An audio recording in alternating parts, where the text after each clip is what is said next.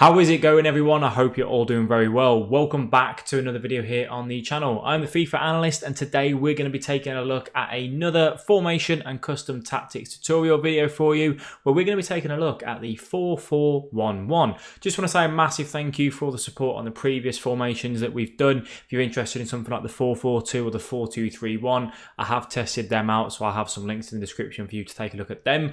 We can't get these videos out, as quick as maybe we'd like, because obviously for me to put out a formation and the custom tactics and instructions that I like, I have to try it myself, put a bit of practice in and kind of see what works, what doesn't work. So have to have a little bit of game time under my belt for that to happen. But we're going to go ahead and jump straight into it. Just a reminder, if you are interested, we do stream every Tuesday, Thursday, Friday, Saturday and Sunday. Completely lose my words there. Over on twitch.tv/FIFA analyst. It's your chance to ask any questions live to me if you're looking at trying to improve at FIFA, all that sort of stuff. Come on over, a link will be in the description. But anyway, we're going to jump into the 4-4-1-1. Now, it's going to play very similar to the 4-4-2, but the way it's set up is slightly different. So the 4-4-2 that I use, I have one striker on false 9. So he almost drops back to make it that 4-4-1-1. But it's not as permanent as the actual 4-4-1-1. So we'll go and look at the custom tactics for you anyway, and I'll go through and explain exactly why we've got. It's similar to the way the 4-4-2 looks for us. So in defensive style, we rock balanced. Reason being is I'm not a massive fan of drop back. It's not as strong as it was at the start of the year, although I never played it much myself. It's personal preference on that particular one though. I have tested press after possession loss and balanced, vice versa. And it can work when you're chasing a game, to be honest with you, quite well. But I find balanced is just the perfect little bit. The reason being is that when you go press after possession loss, your players get a little bit tired more. So if you've got someone like Dembele, Messi, Neymar, they lose stamina quick. And also when they do the press after possession loss, I sometimes found my fullbacks pressing too high up the pitch, which then meant there was a lot of space in and around the defence. So have a little try with it though, but I think for the majority of people, balance should do a job quite nicely. Now, you all know with me, width on defence and the attack, I like to keep it quite neutral, to be honest with you. If you're going to have your width wide on the defence, you've almost got to do the same in the attack, and same if you're going to have it narrow. But we just like to keep it, bang smack in the middle. Moving on to depth, we stick with 4 on that. I have tried moving up to 6th on depth as well. 4 to me is the perfect break because they push up a bit so they're not too deep, but then when you go higher than 5, your defensive line is too high up the pitch. You'll just get bombarded over the top through balls. You need a solid defensive line to be able to play that. I'm talking icons, Virgil van Dijk, that sort of thing. So if you're not too sure with defending, you're not the greatest of defender, you don't have the greatest of defence, then, probably keep that around 3 or 4. 4 to me, though, is quite the sweet spot. Moving on to the attacking side, which is where all the magic happens. Offensive style. Now, again, discussing this in the last few custom tactics formations that we've done, balance to me this year is perfect.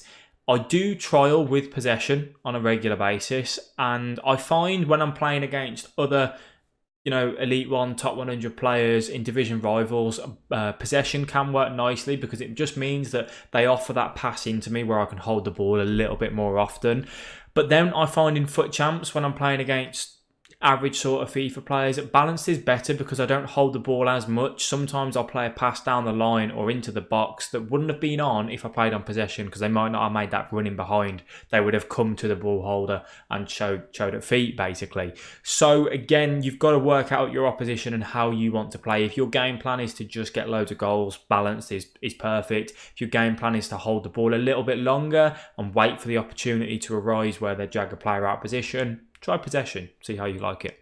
So for width, again, we keep it fairly simple. We just have it 1 up from in bang smack in the middle on 6th.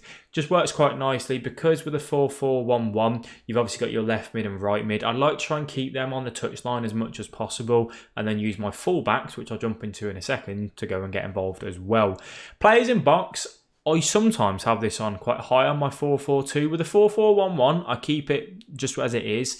Reason being is that you'll see in a minute the player instructions that we've got, but I don't want someone like Kante making a run into the box either. I'm happy with Mbappe, Neymar, and Pogba on occasion making those runs into the box. So we keep that as it is. Corners and free kicks is your personal choice. I like to keep it on 2 just because I don't whip corners in. I don't want to get countered on them, that sort of stuff. So your personal preference on that. So moving on to the good stuff. It always does this for me because I copy it over. It never keeps it as it is. I always do have my keepers on comes for crosses and sweeper keeper.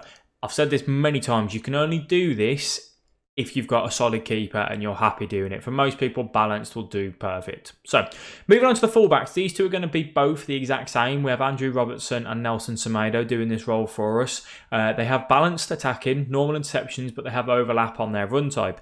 The reason being is that I want these guys getting forward up the pitch. So when you have it unbalanced, they will choose when they think it's a good opportunity to go forwards.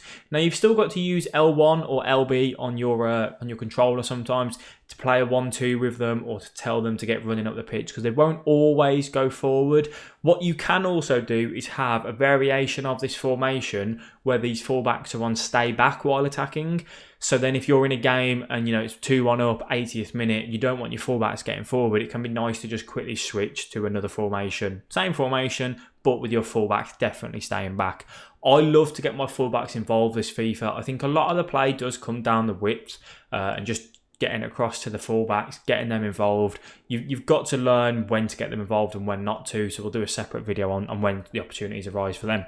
So onto the right mid and left mid. They're pretty standard, same as the 4-4-2 that we have, but I have been trying get into the box for cross on this because obviously, as I said, a lot of it comes down the right-hand side, the left-hand side of the pitch where you then cut back in. If Mbappe and Neymar are a little bit caught behind, it's nice to have that left mid or right mid, depends which side you're on, making that run at the back stick where you might be able to R1, exit, RB and A, straight across goal. They'll be there at the back stick for that low-driven cross and you just into the back of the net. Sometimes if you don't have that on their option, they won't always make that run into the box. They'll stick on the edge or they don't bust a nut to get there, basically. Works quite nicely for me. So it depends on what centre mids you've got. I like to have Kante on stay back while attacking and cover centre. That's your normal sort of stuff. But because I like Pogba getting forward, we have him on balanced attack and also cover centre on there. What that then does is it tells Pogba if he thinks that situation is good to go forward and try and get into the box, get onto the edge of the box, that sort of stuff, he will step up and do that. You have got to be cautious when doing this because obviously that then means that if you've got your right back running up the pitch along with your right mid and Pogba's made a run into it as well, then you are only left with 4 people at the back, your right centre mid, your 2 centre backs and then your left back. Sometimes your left back might even be pushed up as well because he might have decided to go up. So then you might be only left with 3 at the back. So you have to be cautious with this, trial and error. You'll learn when they go forward how you can kind of play the situation as well. So with the centre forward, we have them on balance, nothing changing on there. Obviously with the 4-4-2 that we play, we have them on false 9 because we want them to drop back into that role. Neymar's already in that sort of situation and he's already central, but not putting him on stay central is good because sometimes he will make that run down the wing if the right mid's not there. So it's good to have them on that balance sort of situation. Mbappe, we do stick on getting behind on this particular one. We want Mbappe really. Neymar's the one that's going to hold up the ball and grab the ball, just in front of the centre circle in that little situation. If Mbappe's got the chance to get in behind his defender, that's what I'm looking for as well. And what it then means is that your right mid and left mid will naturally come up with your striker to then kind of support them and hopefully manage to get in behind. And that's what we essentially rock in terms of the player instructions. So have a little try with it, see how you think. It is a formation that requires a bit of patience and a lot of side-to-side action. You've got to go from the right-hand side of the pitch, work it up into your 2 centre mids, work it over to your left mid, have a look down that line. Is there anything on? If not, come back across. Use the little triangle that you've got of Neymar, Pogba and Kante in this particular team. They've got that triangle, which means you can play 3 little passes, switch it out to your right wing. 3 little passes, switch it out to your left wing. But sometimes you will need to go backwards to the right back and then get them involved. It's a good formation.